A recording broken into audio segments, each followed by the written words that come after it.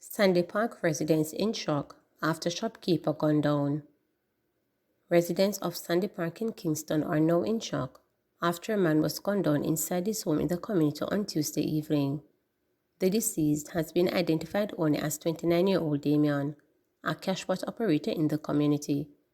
Reports are that sometime after 11 p.m., Damian was at home when he was shot through a window. While noting that the community had in recent times seen a flare-up in violence, residents say they are shocked at the young man's passing. And unlike say him a bad man, a youth we used to go to school and know him a run off in business in the community, one resident stated. A quiet youth we used to go to Charlie Smith. Good youth, him no trouble people, added another. Bullet-riddled body of Hanover man found at his home. The Hanover police are probing the death of a man whose bullet-riddled body was found at his home on Wednesday morning. The deceased has been identified as 45-year-old Bruce Allen, also called Biggs, of Q-Top Lucy in the parish. Reports are that residents heard explosions coming from the direction of Allen's home about 9:15 p.m. on Sunday, but did not notify the police. However, the police were later summoned after a resident found Allen's body at home on Wednesday morning. No motive has been established for the killing. 16 Haitians picked up in Portland. 16 Haitians were picked up in the Anchovy Gardens area of Port Antonio Wednesday morning in a vehicle that reportedly developed mechanical problems. It is understood that the vehicle was taking the Haitians to Montego Bay when it developed issues. Residents in the area reportedly went to the driver's assistance but was allegedly cautioned about the level of assistance and individuals called the police. The driver and the Haitians were subsequently taken to the Port Antonio police station.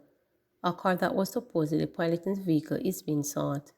On Monday, 8 male Haitians were picked up at Hector's River, also in Portland, and the boat they came in was reportedly destroyed.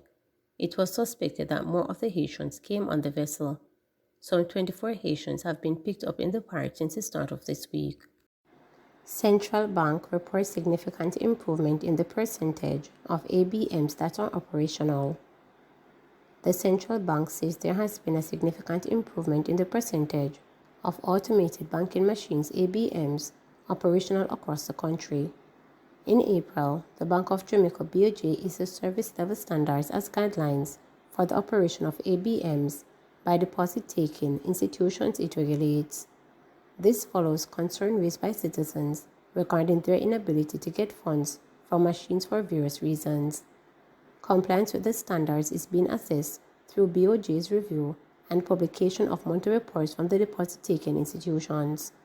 In an update, the BOJ said 3 results have been published so far. BOJ Deputy Governor Dr. Lewis said 97% of ABMs are now operational. Dr. Lewis said there is need for greater improvement in the uptime of the ABMs. The BOJ standards address cash availability, infrastructural maintenance, and management of service disruption ABM fees, deployment of machines, accessibility and ease of use, fraud minimization, safety and security of customers, and financial education of the ABM users. Since we've started publishing, what we can see is that there's been significant improvement in the percentage of ABMs that are operational. So Jamaica has 890 ABMs across the island. In January, only 93% of those were operational. That number has jumped to 97%. And every single parish has ABMs operational 90% and more. And so we've seen that as an improvement. What that basically means is about 38, maybe 40 ABMs have been commissioned into service or fixed and reintroduced into service. We're still seeing uptimes of around 91, 90%, and the service level standard requires 95% uptime. So of the percentage of ABMs that we have operational, they need to be up and running in a 24-hour period 95% of that time. So there's still some improvement there. And in terms of recovery time, we're still seeing where it's taking between 4 to 5 hours for ABMs once they're down to be brought back into commission. And the service level standard has that as 60 minutes for urban areas and resort areas and 3 hours for what we are terming as rural areas. So we're expecting that over the course of a couple of months that we'll see improvements in those performances. Media in morning. Police investigators are looking for footage from closed-circuit television cameras as they probe the murder of veteran journalist Job Nelson in Kingston on Tuesday night. It is reported that Nelson was shot on Spanish Town Road at the Bumper Hall traffic light about 10:53 p.m. while he waited for the light to change. He drove from the scene but lost control of the vehicle on Coley Smith Drive where it crashed. Nelson was taken to hospital by passerbys, but a bullet wound to the left side of his chest and died while undergoing treatment.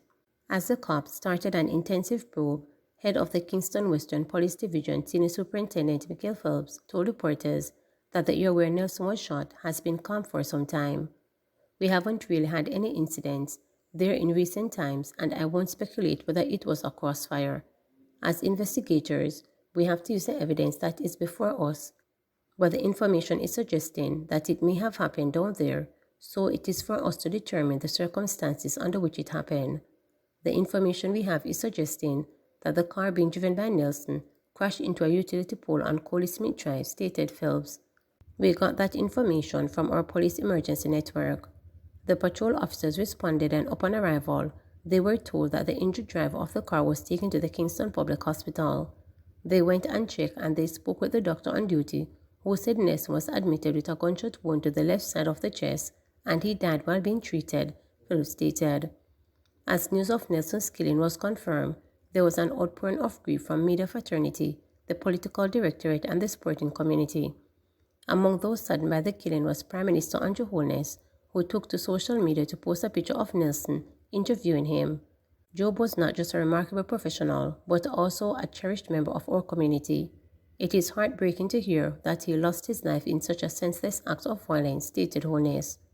Job and I share the halls of St. Catherine High School, which makes this loss feel even more personal. His contributions to journalism and his dedication to bringing the truth to light were commendable, and he will be sorely missed, added Holness as he extended condolences to Nelson's family, friends, and colleagues. It was a somber setting at the North Street base of the Glenna Company as colleagues reacted to the killing of a man they describe as more than a sports reporter. His colleagues told reporters that Nelson was a competent all-rounder in print journalism whose calm demeanor was admired. Glenna editor-in-chief Moyle Thomas told reporters that Nelson was an essential member of the sport team who gave significant contribution to the company's publications. He was reliable and showed up when expected, stated Thomas. His colleague reporter Andrew Williams said he was in shock and could not turn on the radio in his car while on his way to work Wednesday morning. From early in the morning, I started to get a barrage of calls from fellow journalists asking me to confirm whether the reports that Job has died was true. It kinda slowed me up. I was taken back. I was in shock. I drove past this location maybe about 1 hour before the time the police report said the incident occurred. I know Job to be a very cool person, even before he started working with me at the Glenna Company. Every time we see each other on assignments, it was always courteous. He started working at the Glenna maybe about 2 years now. We had a mutual respect. We talk about many things including sports and news, stated Williams. He lived in Temple Hall, and he usually would stop at my house to have drinks at my family's bar in Stony Hill. Sometimes I would wake up and hear that my colleague passed through last night and he left 2 beers for me. That happened regularly, so much so that my family got used to him. They are going to be shocked and when they hear this news, stated Williams. Glenna sports editor Paul Andre Williams described Nelson as a man of all season. Walker said that even when greeted with difficult requests, Nelson's response was always one of the willingness, followed by a smile.